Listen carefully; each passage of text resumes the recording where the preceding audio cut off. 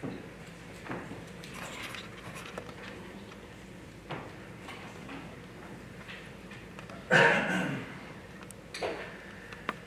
morning. We're gathered here this morning to celebrate the life of Andrew Joseph Laws-Danaher. For those of you that don't know me, I'm Chris Kavanaugh. Robert is one of my oldest and dearest friends.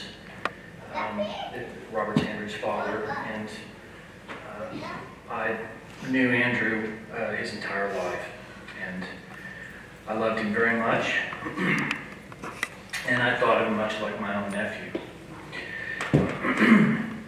We've planned a very informal service today, which is in keeping with what the family believes Andrew would have wanted. Actually, that's probably not exactly what he would have wanted. I think that he would have wanted us to all be naked in a park somewhere, maybe dancing around a drum circle. So what this is what he would have wanted within some social constraints. But if some of you want to go out later on and dance in a park naked around a drum circle, please feel free. So the plan for the service is for some of the family members to begin by saying a few words about Andrew that they've prepared, and then we'll open it up for anyone to come up here and share their personal stories about Andrew. Before we begin, I'd like to say a few words about the way that Andrew left us. By all appearances, Andrew died of an accidental heroin overdose alone in his apartment on August 9th. He was 26 years old. Over the course of the last decade, there's been an explosion in the availability of heroin and other related opioids in this country, and these drugs are currently killing 27,000 Americans a year. This means that on average, there are 74 other funerals for mostly young people who died from heroin overdoses that are happening all around the country this very day. This rivals the death rate of AIDS in America at its peak. Now, back in 1992, my cousin, Jack H. Taylor III, died in the exact same manner as Andrew. He was also alone in his apartment with a needle in his arm. He was 28. But when Jack died, there was no mention of how he died in his obituary or at the funeral. My aunt and uncle were ashamed to discuss it publicly. Sadly, this is the norm. Shame and drug addiction tend to run hand in hand. But the Danahers believe differently. They don't believe that Andrew's addiction was the result of a moral failing. They want to break the stigma of shame and addiction, and they want it to be discussed openly. In 1842, a young Abraham Lincoln gave a speech about alcoholics, and I believe his words are remarkable and are equally applicable to all drug addicts. And I've taken the liberty to paraphrase a little because he used some obsolete language. He said, "In my judgment, those of us who have never fallen victim have been spared more by the absence of appetite than from any mental or moral superiority over those who have. Indeed, I believe if we take alcoholics as a class, their heads and their hearts will bear an advantageous comparison with those of any other class. There seems ever to have been a proneness in the brilliant and warm-blooded to fall into this vice. The demon of intemperance ever seems to have delighted in sucking the blood of genius and of generosity. What one of us but can call to mind some dear relative more promising in youth than all his fellows, who has fallen a sacrifice to his rapacity?" I should have gotten water. To me, Andrew was indeed more promising in his youth than all his fellows, and he was full of genius and generosity. Over the last few years, well, thank you. We're going to pass some germs around a little bit for that. Over the last few years, I've witnessed how Andrew's addiction brought tremendous suffering to his family and to his closest friends, and most importantly to Andrew. And today I'm deeply saddened to know that the recovery that I longed hope for Andrew won't happen.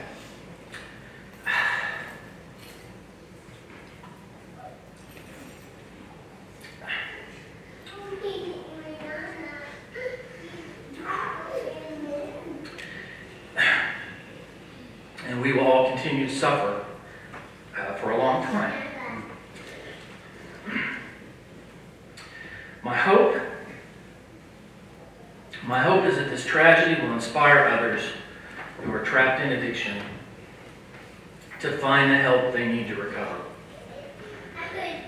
I was an IV drug addict in my youth, and my life and the lives of a number of others that I know are present here today are a testament that recovery is indeed possible. Andrew's life was cut short, and that is as tragic and heartbreaking as it gets. But throughout his life, he brought joy and laughter to everyone who knew him. So I expect the next hour or so to be filled with both celebration and sorrow, with laughter and with tears. So when you come up here to share, please don't feel like you have to be one way or the other. This is a time for both. Now, Robert, Andrew's father, has prepared a few words. I'll leave the water here.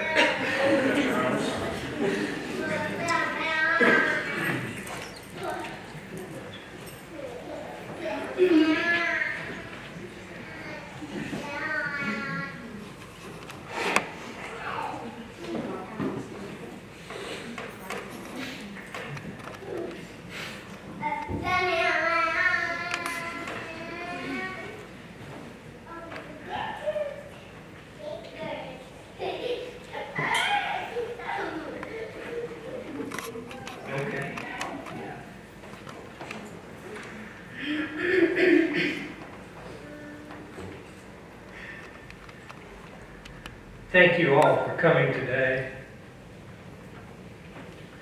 Joy and I appreciate your support.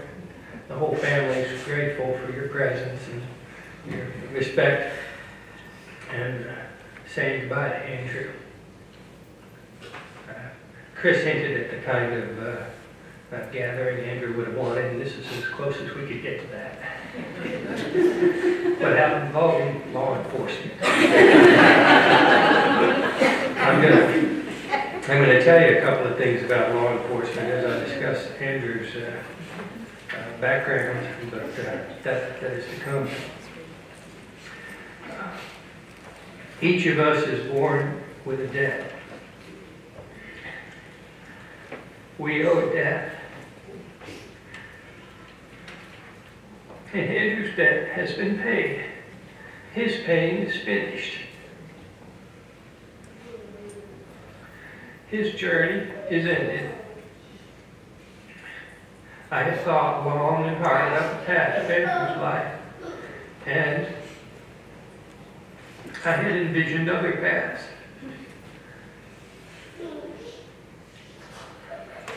Than the one we now share. I know many of you were aware of Andrew's struggles as well as his uncommon, free spirit and amazing sense of humor. I thank you all for the love and kindness you showed Andrew while he lived. And I thank you for your support and love at his passing. Family and close friends began to grieve the loss of Andrew over 2 years ago. I know that some of you must be wondering about the details surrounding his death.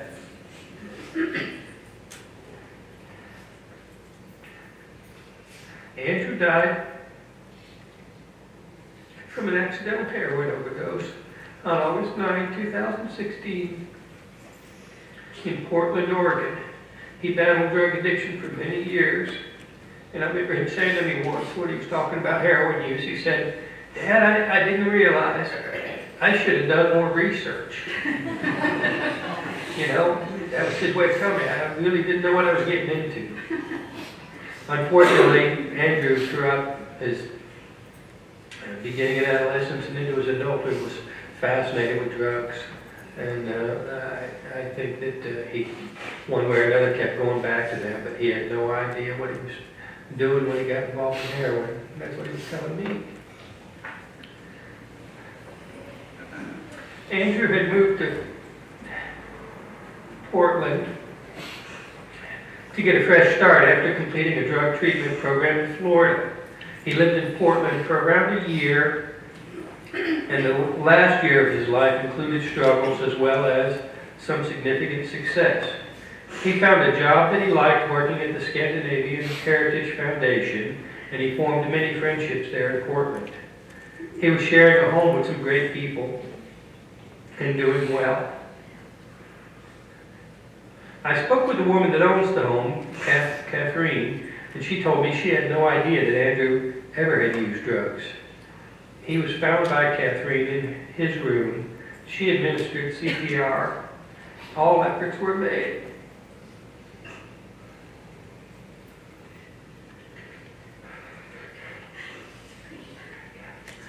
He just didn't make it. It's no surprise to me they're going to hold a memorial for Andrew in Portland as well. Andrew had a way of attracting the most amazing people in his life. And you guys are evidence of that fact to me today.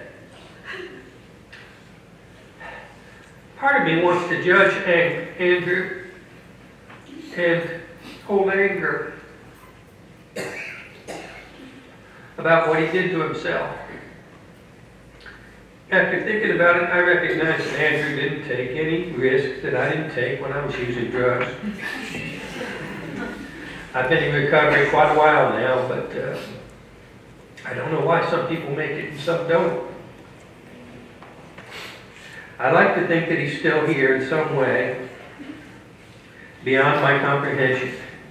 Andrew and I talked about the possibilities involved in a multiverse, and I like to consider that there is, beyond my perception, another path.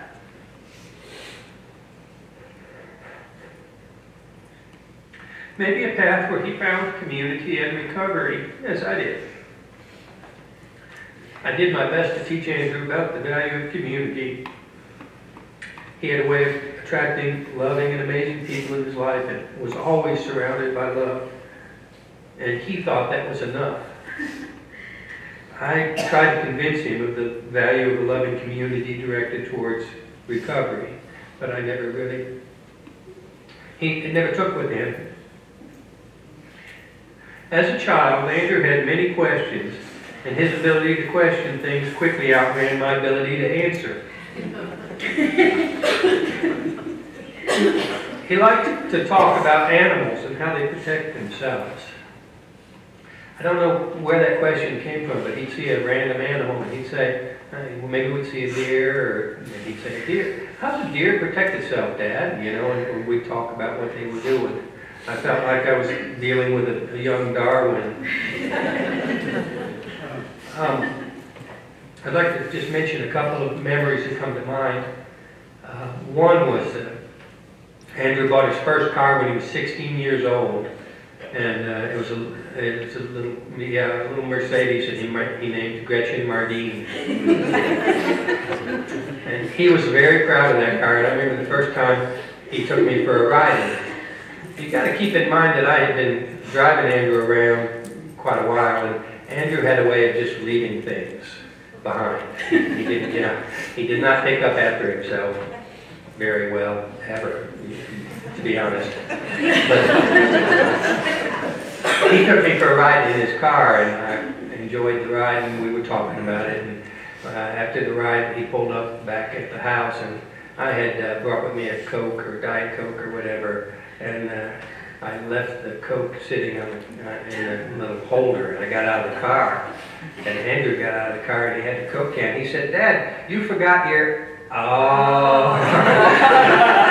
I didn't forget shit. And Andrew understood that. He said, "Dad, you forgot your..." Oh, yeah. Okay, good point, He, as a child, he would get fascinated with things.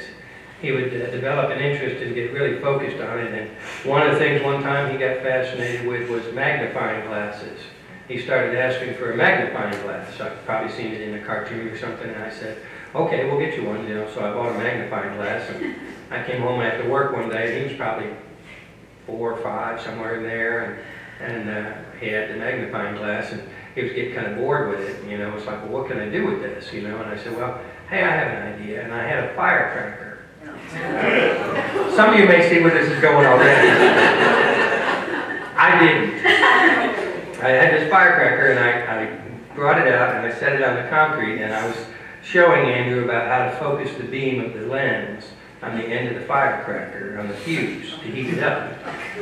I had imagined that the fuse would ignite at some point and we'd step back. What I had not taken into account was the fact that we were heating up the whole fuse. We weren't just heating the end of that. So when that fuse ignited, it went for about 1/1000th of a second, and then it exploded right in front of us.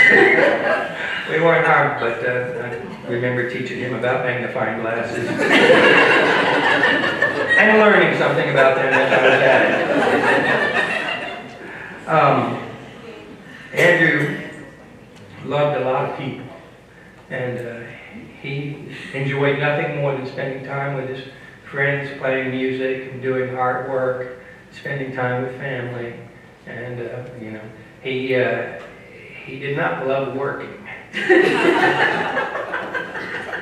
He eventually, while he was in Portland, we talked, and he was looking for work for a while, and he eventually found that job at the Scandinavian Center, and he got to where he was accepting of it. He told me, you know, "Yeah, you know, talking about work, yeah, you know, I want to be able to take a girl out for a cup of coffee."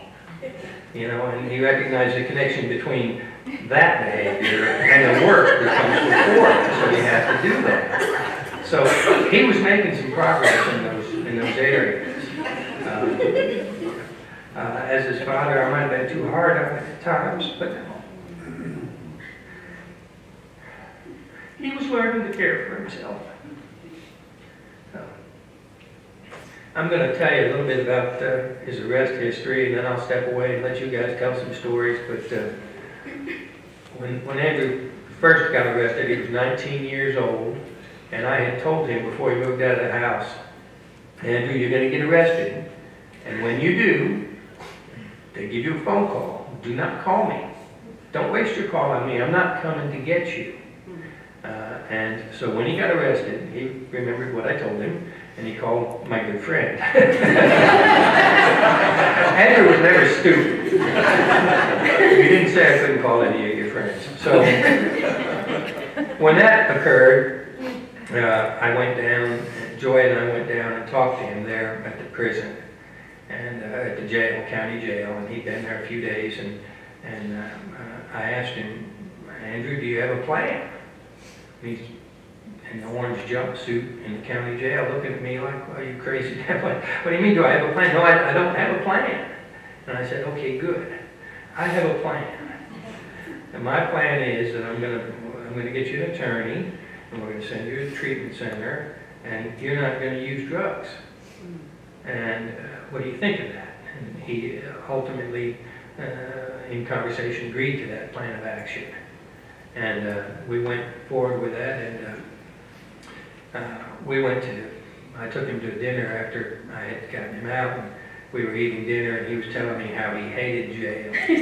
And I was saying, "Good, I'm glad you hate jail. I hope you never have to do that again," you know. And he said, "No, I don't ever want to go back to jail." I said, "Good," you know. And later, he was, many years later, he was 19 at the first arrest. So he was about 25 when he got arrested, 24, 25 when he got arrested the second time. And the second time that I'm thinking of, he called us on New Year's Day. And the circumstances of that arrest included him being pulled over for driving New Year's Day around 2 in the morning, like 30 miles an hour. And they pulled him over, and he had some marijuana with him in a vial. He threw the vial out the window. And that sounds like a reasonable attempt to get away, except that this vial had his name printed. It's pretty hard to say, you know, I never saw that before. Well, the cops are holding a vial with his name on it. Well, you know, so he was hit on that one, and he